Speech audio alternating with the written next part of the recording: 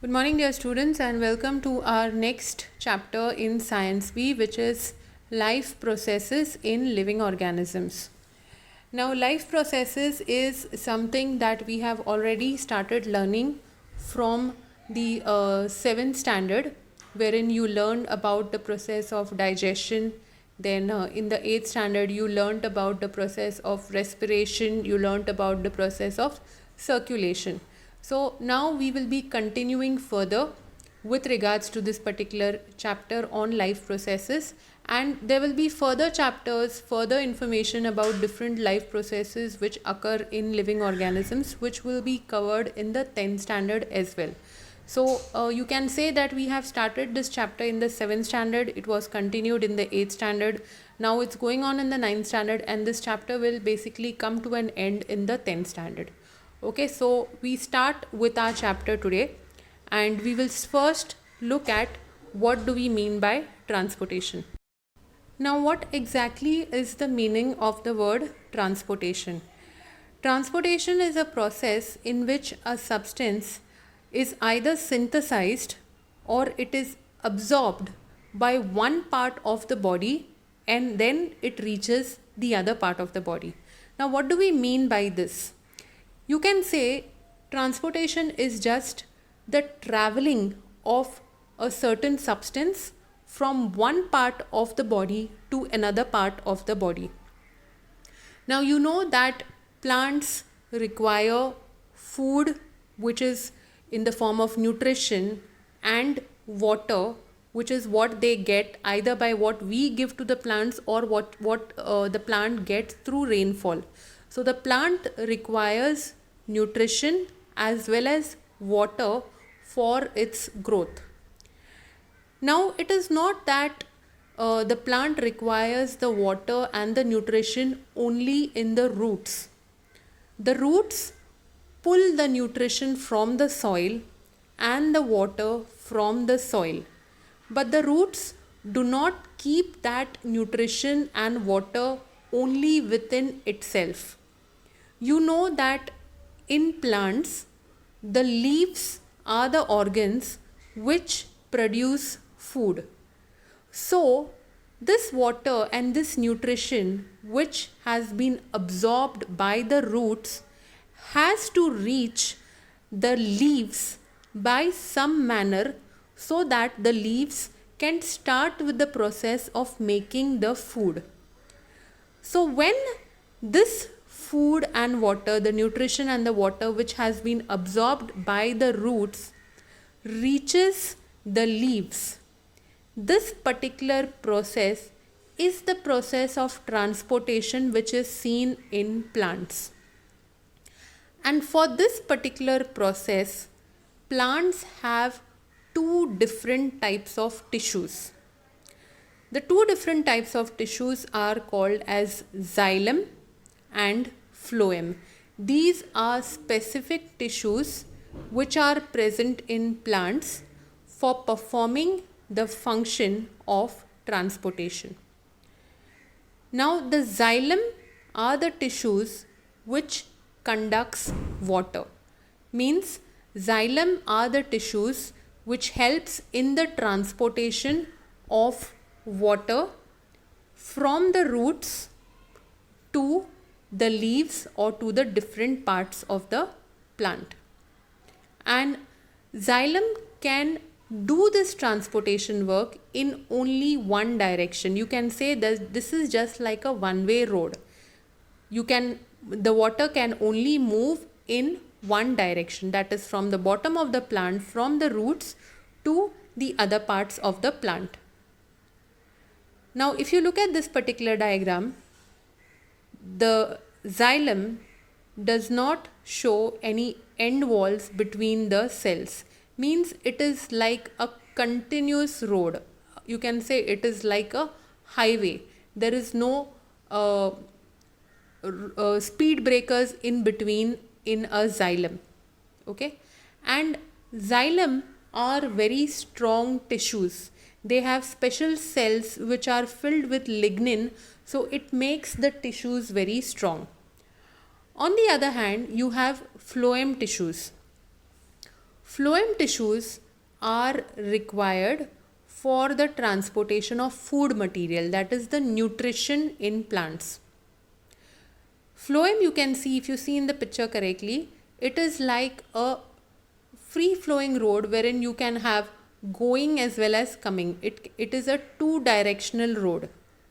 Okay, so the food which is absorbed by the nutrition which is absorbed by the roots is transported in the upward direction to the different parts of the plant, and the food which is produced by the plants also moves through the phloem to the different parts of the plant. So it is a two-way flow.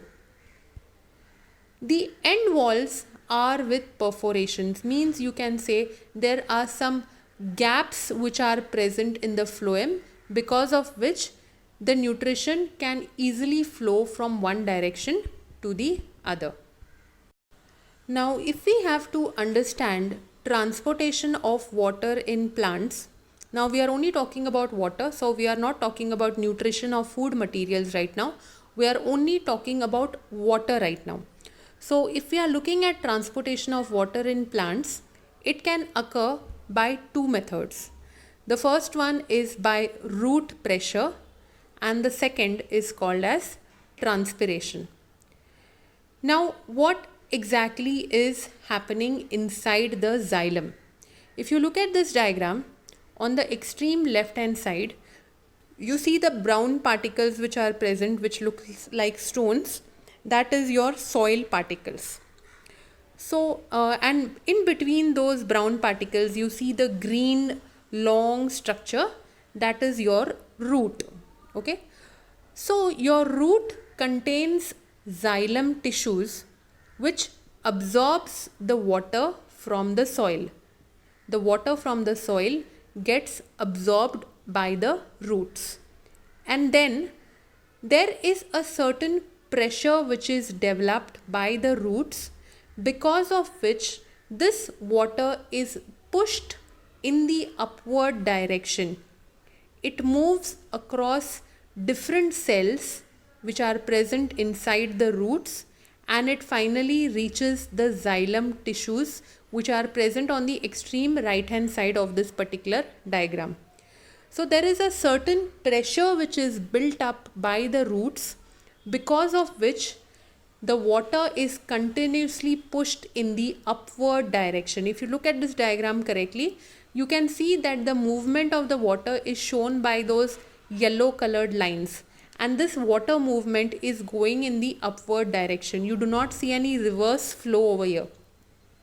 So this particular pressure which is generated by the roots is called as root pressure, and because of this pressure the water is continuously pumped. You can say it is pumped or it is pushed in the upward direction so that it reaches the different parts of the plant.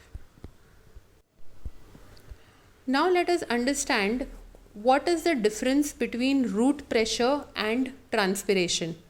As I said before, root pressure causes the water to be moving in the upward direction because of certain pressure or pumping action of the roots.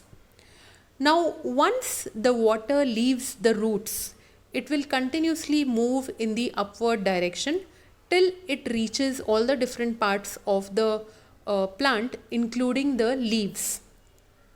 The leaves are the part of the plant which produce the food for the plant through the process of photosynthesis. This is something that you already know.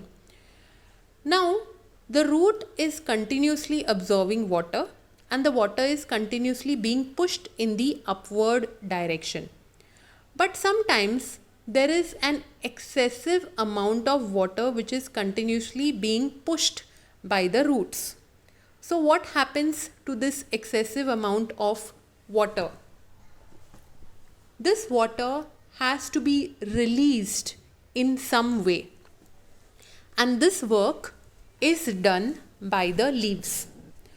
The leaves have certain cells, certain special cells you can say, which are present on it, there are some cells which are present on the top of the leaf, but there is more amount of these cells which are present at the bottom of your leaves. These special cells are called as the stomata. I've already spoken to you about this while we were talking about it during your experimental lectures. Okay.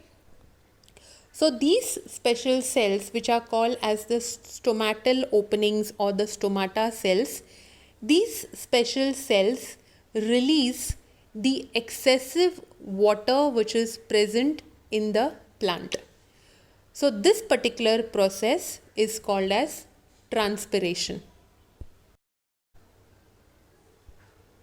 Okay, so now we spoke about root pressure and transpiration, and as I said before, both of these processes were only related to the transportation of water in plants. Now we move on to the next part, which is transportation of food material and other substances in plants.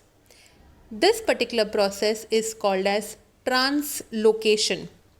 Translocation only involves transportation of food materials and other substances in plants.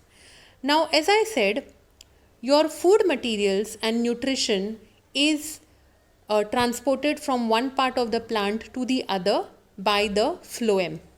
And if you look at this particular diagram, you have blue color lines which are moving in the upward direction and red colored lines which are moving in the downward direction. So this is kind of a two-way traffic. And as I said, this type of transportation is seen in phloem tissues, in phloem cells. So the water and the mineral salts and the nutrition is absorbed by the roots and it is transported in the upward direction to all the different parts of the plant.